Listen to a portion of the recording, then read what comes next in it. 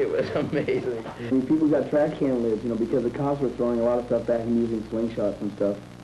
And so people got trash can lids, and they pounded on the trash can lids with the rocks.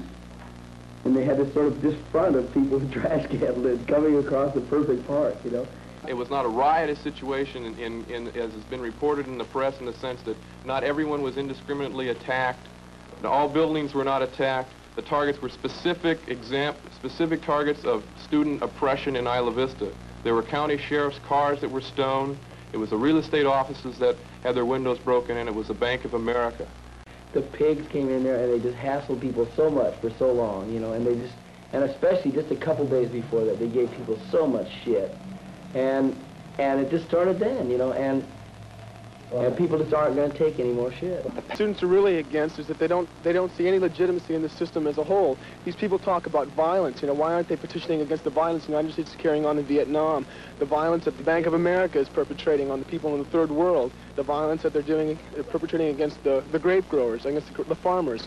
See, this is the violence that people don't talk about. To talk about students disrupting something, burning a building, that means nothing. What about the violence that is being perpetrated against people? That takes place here is the same pattern you see with the street people in Berkeley, and usually involving as many students as they can, if possible.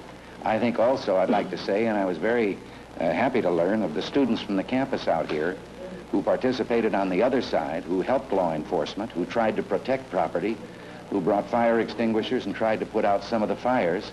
And I think this is far more typical of the student body than of the cowardly little bums that have been doing what the others have been doing. Who they ran over? Who? The police?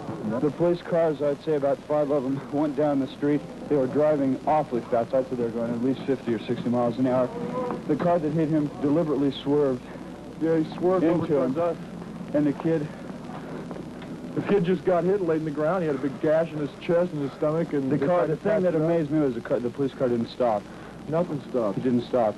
So the cops hit me to the floor with a club, beat me up with my stomach and everywhere. So they kicked me down the steps. And so I said, when I was down in the car, so I said, excuse me, I'm not American, I'm a tourist. I'm visiting here. So he said, shut up. I said, every bad words.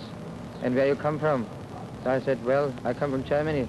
He said, what do you want here, a dirty Nazi pig?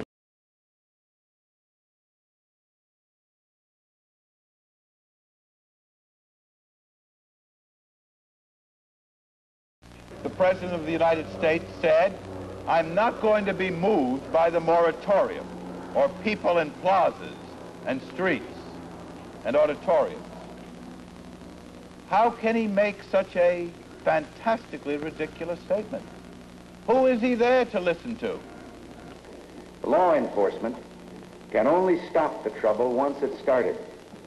Each campus administrator must act before the trouble starts by making it clear that participants in destructive demonstrations, faculty or students, face instant suspension.